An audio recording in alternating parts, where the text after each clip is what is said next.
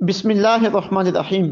جمعہ کے دن یہ تین کام کرنا ہرگز نہ بھولیے۔ سب سے پہلا کام، یوم جمعہ کو جو عظمت رفعتیں اور برکات نصیب ہیں ان میں سے ہر وہ بندہ حصہ پا سکتا ہے جو اس دن کو خشوع و خضوع کے ساتھ عبادت خداوندی میں گزارے اور قرآن و سنت میں خاص اس دن کے متعلق جو اعمال و وظائف ہیں انہیں بجا لائے۔ تلاوت قرآن پاک کے اعتبار سے اس دن کا اہم وظیفہ یہ ہے کہ اس دن سورہ کہف کی تلاوت کی جائے۔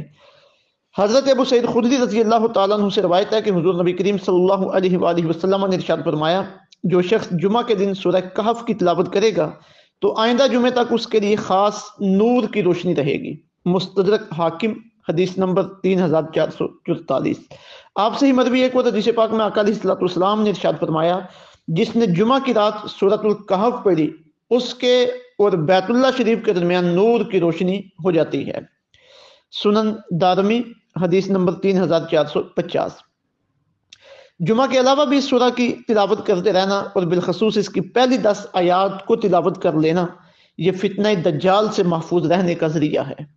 حضرت ابو ہریرہ رضی اللہ تعالیٰ عنہ سے مروی ہے کہ حضور نبی پاک صلی اللہ علیہ وسلم نے ارشاد فرمایا، جس نے سورہ کہف کی ابتدائی 10 آیات حفظ کر لیں وہ فتنہ دجال سے محفوظ ہو گیا۔ صحیح مسلم، حدیث نمبر 809۔ کیونکہ اس کے مضامین زیادہ تر اس فانی دنیا کی مذمت اور آخرت کی دائمی زندگی کو سنوارنے کے متعلق ہیں، اس لیے ترجمہ اور تفسیر کے ساتھ اسے پڑھ یا سن لینا بھی آخرت کی تیاری کے حوالے سے فائدہ مند ہے۔ اس لیے ہمیں چاہیے کہ ہر جمعۃ المبارک کو اس کی تلاوت ضرور کریں اور اس کی 10 آیات محنت کے ساتھ حفظ بھی کر لیں تاکہ جمعہ شریف کی برکات بھی ہمیں نصیب ہوں اور فتنہ دجال سے بھی ہماری حفاظت رہے، اور ترجمہ اور تفسیر کے ساتھ بھی اسے پڑھ سن لیں تاکہ یہ آخرت کی تیاری میں ہمارے لیے معاون ثابت ہو سکے۔ اللہ تعالیٰ عمل کی توفیق عطا فرمائے۔ تو جو دجال قیامت کے قریب آنے والا ہے، نہ جانے وہ کب آ جائے، قیامت کی نشانیوں میں سے ہے اس کا آنا، تو اس سے بچنے کے لیے، اس فتنے سے محفوظ رہنے کے لیے اس سورہ مبارکہ کی تلاوت ضروری ہے۔ تو کم از کم یہ ہماری کوشش ہونی چاہیے کہ ہر جمعہ کو مکمل یا اس کی پہلی 10 آیات ہم تلاوت کریں۔ دوسرا کام یہ کہ ہم جمعہ کی نماز ادا کریں۔ آج یہ بھی سستی اور غفلت ہوتی چلی جا رہی ہے۔ حضور رحمت عالم صلی اللہ علیہ وسلم نے جو لوگ جمعے کی نماز میں سستی کرتے ہیں ان کی سخت مذمت فرمائی ہے۔ شرعی مسئلہ تو یہ ہے کہ جمعہ کی نماز فرض ہے اور بغیر کسی عذر کے جمعے کو چھوڑ دینا یہ سخت گناہگاری ہے۔ حضور رحمت عالم صلی اللہ علیہ وسلم کا ارشاد گرامی حضرت عبداللہ ابن عمر اور حضرت ابو ہریرہ رضی اللہ تعالیٰ عنہ سے مروی ہے۔ آپ فرماتے ہیں کہ آقا علیہ الصلوۃ والسلام نے ارشاد فرمایا، لوگ نماز جمعہ چھوڑنے سے باز آ جائیں ورنہ اللہ تعالیٰ ان کے دلوں پر مہر لگا دے گا اور وہ غافلوں میں شمار ہونے لگیں گے۔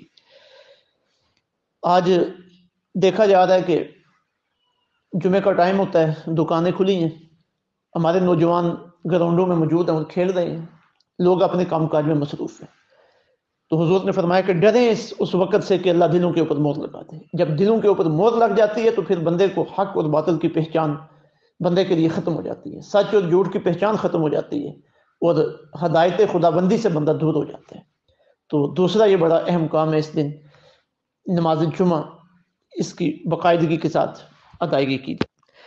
تیسرا کام یہ کہ جمعے کے جو مقاصد ہیں ان میں سے ایک مقصد یہ ہے کہ ہم مسجد میں اکٹھے ہوں، علامہ صاحب، خطیب صاحب ہمیں واعظ و نصیحت کریں اور ایک ہفتے بھر کے لیے ہمیں دینی مواد اور ہماری تربیت کا سبق ہمیں فراہم کر دیں۔ سورہ الجمعہ شریف کے آیت نمبر 2 میں اللہ تعالیٰ نے حضور رحمت عالم صلی اللہ علیہ وسلم کی تشریف آوری کا ذکر کیا ہے۔ فرمایا، هو الذی بعث فی الامیین رسولا، اللہ وہ ہے جس نے امیین میں ایک رسول انہی میں سے مبعوث فرمایا، یتلو علیہم آیاتہ، جو انہیں اس کی آیتیں پڑھ کے سناتا ہے، ویزکیہم، اور انہیں پاک کرتا ہے، ویعلمہم الکتاب والحکمہ، اور انہیں کتاب و حکمت کی تعلیم دیتا ہے، وَإِن كَانُوا مِن قَبْلُ لَفِي ضَلَالٍ مُبِينٍ، اور اس سے پہلے وہ کھلی گمراہی میں تھے۔ اب سورہ جمعہ میں اللہ تعالیٰ نے جو یہ آیت تجربہ ذکر فرمائی ہے یہ آقا علیہ الصلوۃ والسلام کی تشریف آوری کے متعلق ہے اور آپ کے مقصد زندگی کے متعلق ہے، یعنی قرآن شریف کی آیات تلاوت کرنا، دلوں کو پاک کرنا اور کتاب و حکمت کی تعلیم دینا۔ تو جمعے کے دن علماء کرام جو رسول اللہ صلی اللہ علیہ وسلم کے وارث ہیں وہ یہی کام کرتے ہیں، ہماری تربیت کے لیے، ہماری اصلاح کے لیے۔ بہت دکھ ہوتا ہے جب مساجد میں دیکھتے ہیں کہ لوگوں کی بڑی تعداد اس وقت آتی ہے جب خطاب ختم ہونے لگتا ہے۔ ایسا نہیں ہونا چاہیے، خطاب شروع ہونے سے پہلے مسجد میں پہنچنا چاہیے اور پوری توجہ اور دل جمی کے ساتھ خطاب کو سننا چاہیے۔ اللہ تعالیٰ عمل کی توفیق عطا فرمائے۔